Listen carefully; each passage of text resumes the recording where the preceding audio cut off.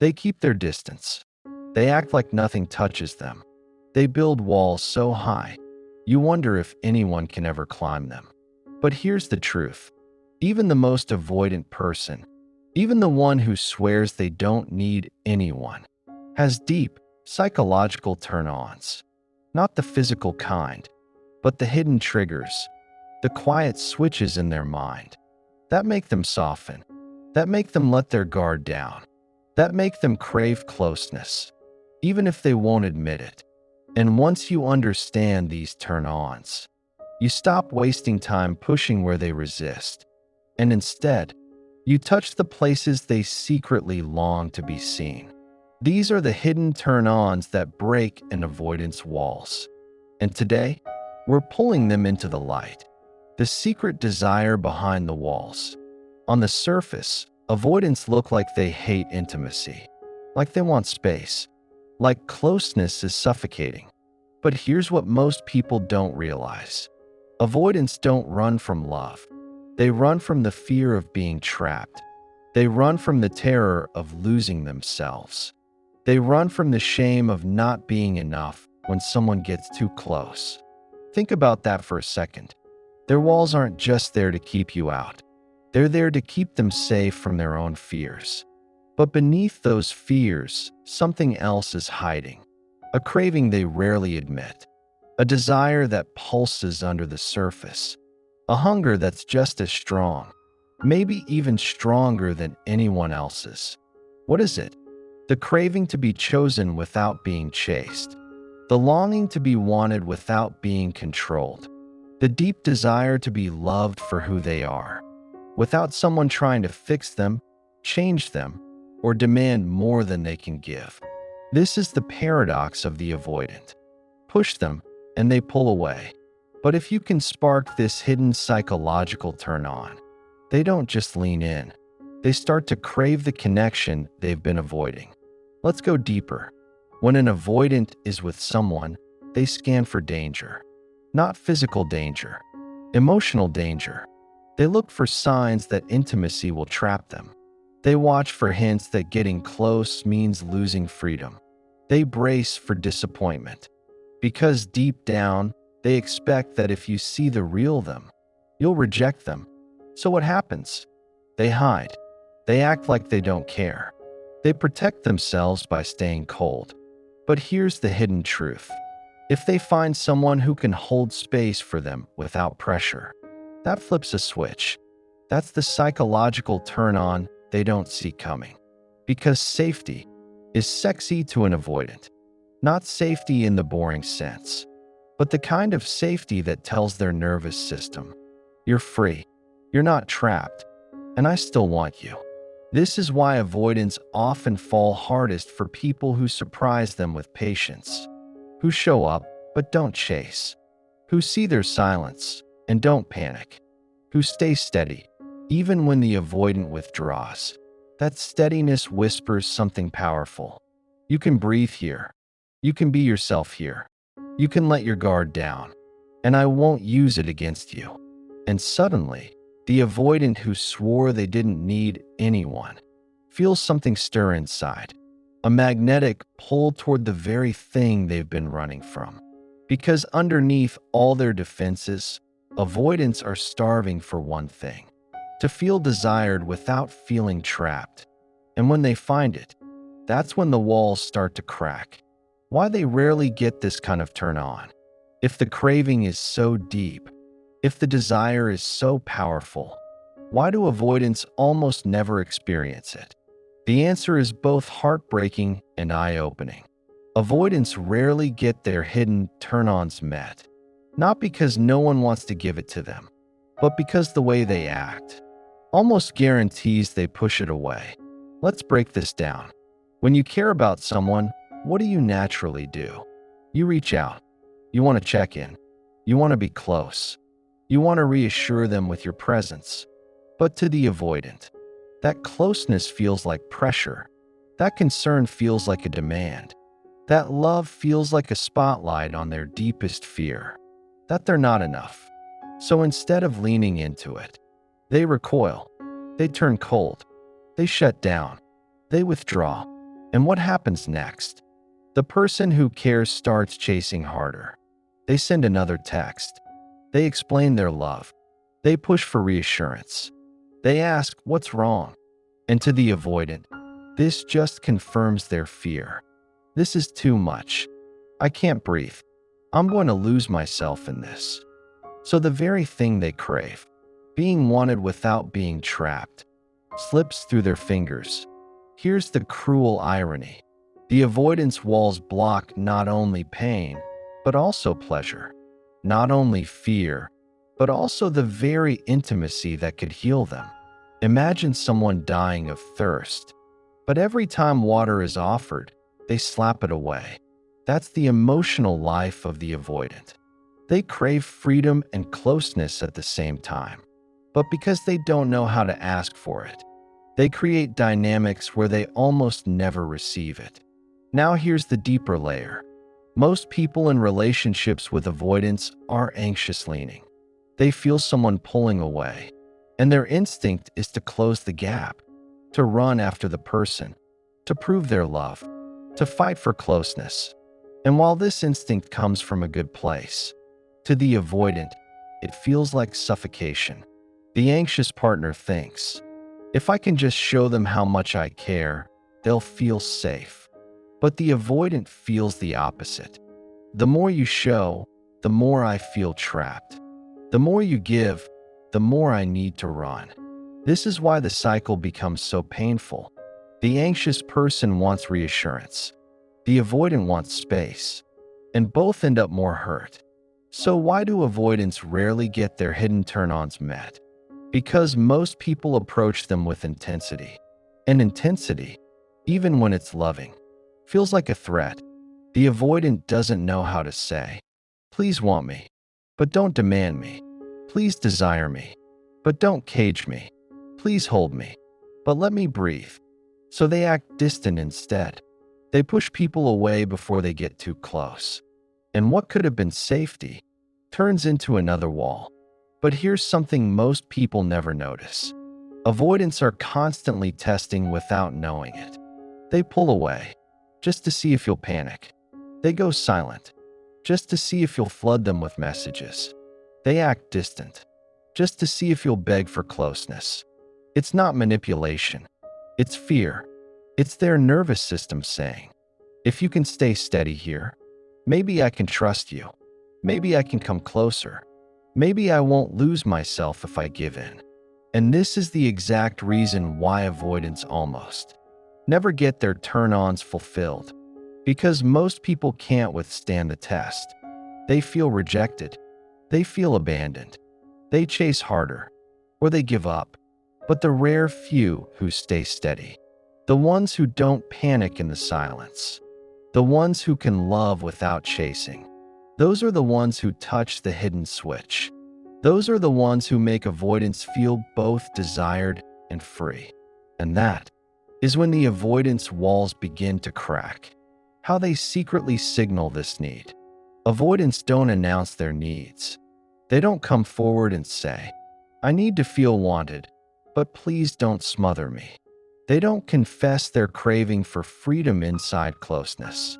They don't spell it out, because most of the time, they don't even know how to put it into words.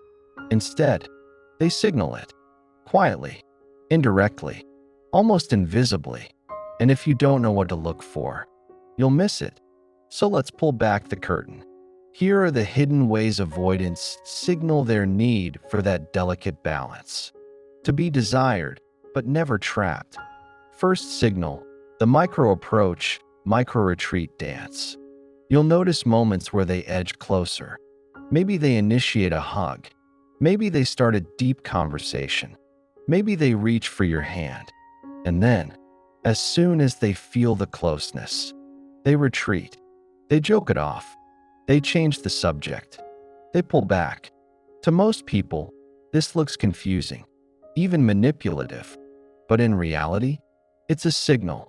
The approach is their way of saying, "I want this." The retreat is their way of saying, "But I'm scared. Please don't chase me. Please don't punish me. Please let me come back on my own." If you can hold steady in that dance, they slowly learn that safety exists in your presence. Second signal, the way they test silence. Avoidants often go quiet. They disappear into their own world. They stop texting back right away. They don't respond for hours or even days. To an anxious partner, this feels like rejection, like abandonment, like proof that they don't care. But for the avoidant, this silence is not just withdrawal. It's a test. They want to see, will you explode? Will you flood them with messages? Will you accuse them of not caring? Or will you remain calm and trust that they'll resurface? That silence is their hidden signal. It's their way of saying, I need space, but please don't disappear on me. Prove to me that I can have freedom and still be desired. When someone holds steady through the silence, that's when the avoidant feels their nervous system relax. That's when they think, maybe I won't be punished for being myself. Maybe I can come closer without losing everything. Third signal, the vulnerability slip. Avoidants guard their feelings tightly. They prefer logic over emotion, distance over exposure, control over surrender. But sometimes, out of nowhere, they let something slip. A story about their childhood, a confession about their fear of failing, a moment of sadness they didn't mean to show. It may come wrapped in sarcasm. It may come with a laugh to cover it. But if you look closely, that's not an accident. That's a secret signal, a way of saying, will you notice? Will you handle this carefully? Can I trust you with the part of me I usually hide? Respond with judgment or pressure, and the wall slams shut. Respond with warmth, with patience, with quiet acceptance. And the avoidant feels something they almost never feel. Safe inside closeness. Fourth signal, the paradoxical jealousy. Avoidants act like they don't need anyone. But watch closely. When they feel like they might lose you, they show flashes of jealousy. They may make a joke about someone else texting you. They may act distant after you've been out with friends. They may dismiss it. But underneath, it's a signal. It's their way of saying, I want to matter to you. I want to be wanted. But I don't know how to admit it. And here's the key. They'll never beg for reassurance. They'll never ask you directly. But if you see that flash of jealousy for what it is, a hidden desire to feel secure, you start to understand the need they rarely show. Fifth signal, their resistance to being praised. This one surprises most people. When you compliment an avoidant, they may deflect. They may roll their eyes. They may even argue with you. It looks like they don't want praise, but secretly, they crave it. The resistance is not because they hate it. It's because compliments expose them. They shine a light on the very parts they feel are inadequate. But the truth is, those words sink deep. They carry them for days. They replay them quietly in their minds. So when an avoidant resists your praise, that's a hidden signal too. It's their way of saying, I need to know I'm enough, even if I don't know how to receive it in the moment. Here's the bottom line. Avoidants will never put their turn-ons on the table. They won't hand you a list. They won't ask directly, but they signal constantly, through the dance of closeness and retreat, through the silence they test you with, through slips of vulnerability, through flashes of jealousy, through their awkward resistance to praise. And if you can read these signals, not as rejection, not as coldness, but as invitations, you become the rare person who can meet their hidden need. You become the one who touches the switch. You become the one who breaks through their walls, not with force, but with understanding. The cost when it's missing. Every craving has a cost. Every unfulfilled need leaves a mark. For avoidance, the hidden turn-on they long for, to feel desired without being trapped, is often the very thing they never get. And the cost? It's heavier than most people realize. First, Let's talk about the cost to the avoidant themselves. When their hidden need goes unmet, the avoidant feels locked in a cycle of isolation. On the outside, they look strong, independent, self-sufficient, unaffected by closeness. But inside, they feel emptier with every wall they build. They feel lonelier with every escape they make. They feel hungrier with every moment they silence their own desire. The cost is not just emotional, it's physical. Stress levels rise. Sleep suffers. Their nervous system is always on edge. Because deep down, the body knows. We are wired for connection. We are wired to belong. And when that belonging is missing, the body keeps the score. Second, the cost to their relationships. When avoidants never get their hidden craving met, their relationships start to crack. Partners feel unwanted. They feel rejected. They start to believe they don't matter. So they chase harder. They demand answers. They push for closeness, which, of course, only pushes the avoidant further away. And the tragic cycle continues. The avoidant feels suffocated. The partner feels abandoned. Both end up more hurt. Some relationships survive this dance for years. Others collapse under the weight of unmet needs. But either way, the cost is connection. The cost is intimacy. The cost is the very closeness both people are longing for, but can't seem to reach. Third, the cost to their identity. When avoidants never experience being desired without being trapped, they start to believe a painful lie.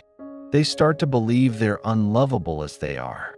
They start to believe closeness always equals loss. They start to believe freedom and love can't exist together. And these beliefs shape everything. The partners they choose, the way they love, the way they see themselves. It becomes a self-fulfilling prophecy. They expect abandonment, so they create distance. They fear rejection, so they reject first. They want freedom, so they destroy intimacy. And slowly, they become prisoners of the very walls they built for protection. Fourth, the cost to healing. When the hidden craving is never met, avoidants rarely get to experience corrective emotional experiences. What does that mean? It means they never feel what it's like to be truly safe and loved. They never learn that someone can want them without taking away their freedom. And without that experience, healing is slow, growth is limited. Walls stay up because you can read every book. You can go to every therapy session.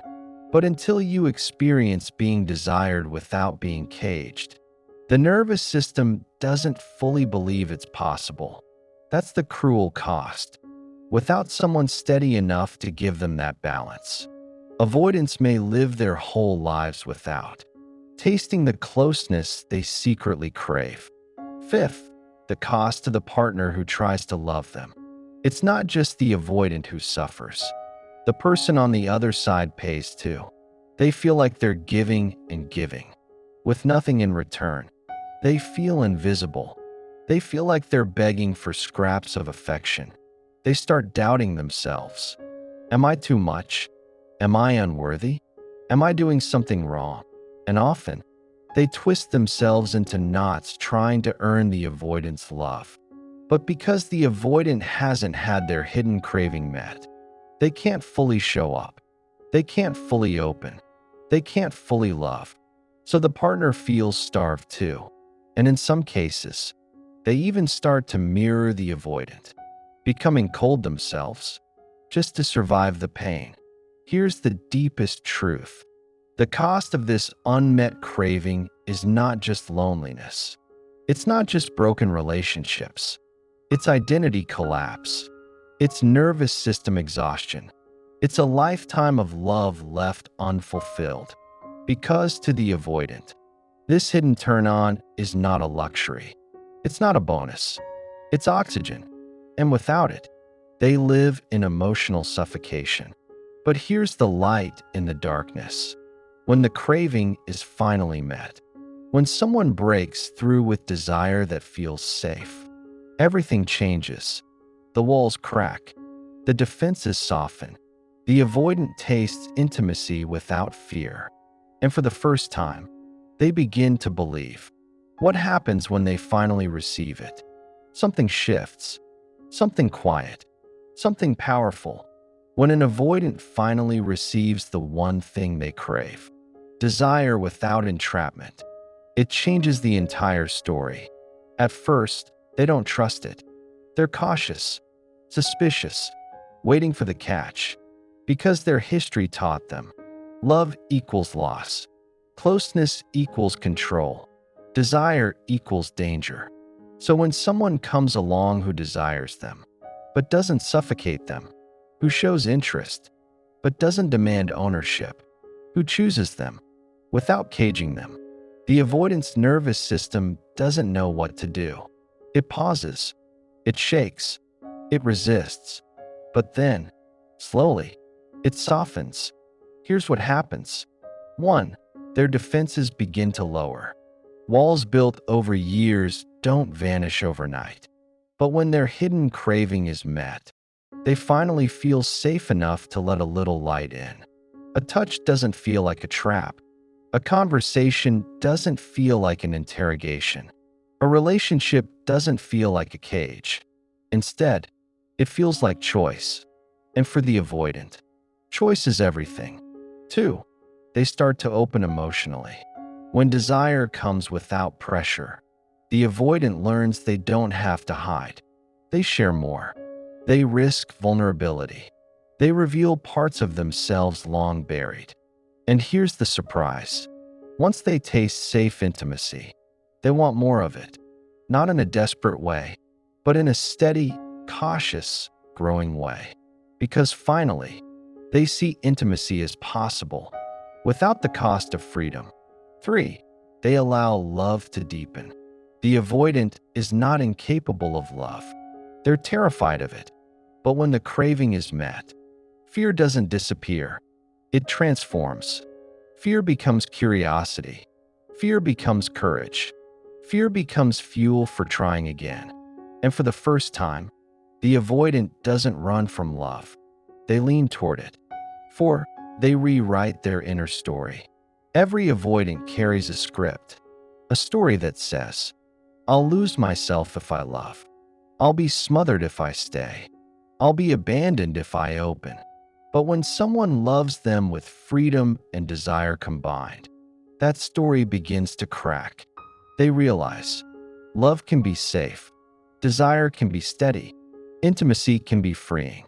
The nervous system starts to believe a new story. I can be loved without being trapped.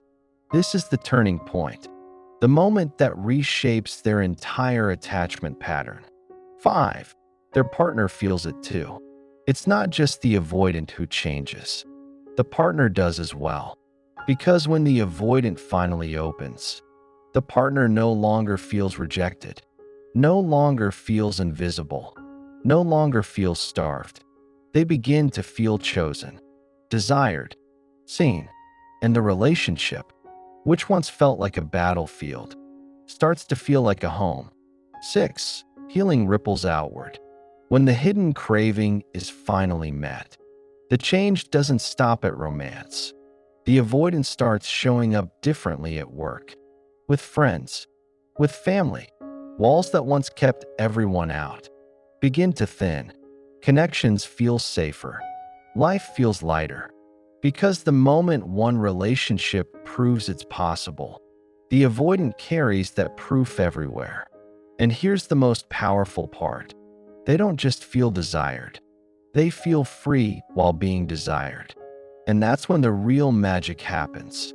Because freedom without love is loneliness. Love without freedom is suffocation. But freedom with love, that's fulfillment. Now imagine this. An avoidant who once ran at the first sign of closeness, now leaning in. An avoidant who once silenced their desires, now expressing them. An avoidant who once feared intimacy, now craving it. That's the transformation. That's the breakthrough. That's what happens when their hidden craving is finally met. So if you've ever loved an avoidant, or if you are one yourself, remember this truth. The craving isn't for space alone.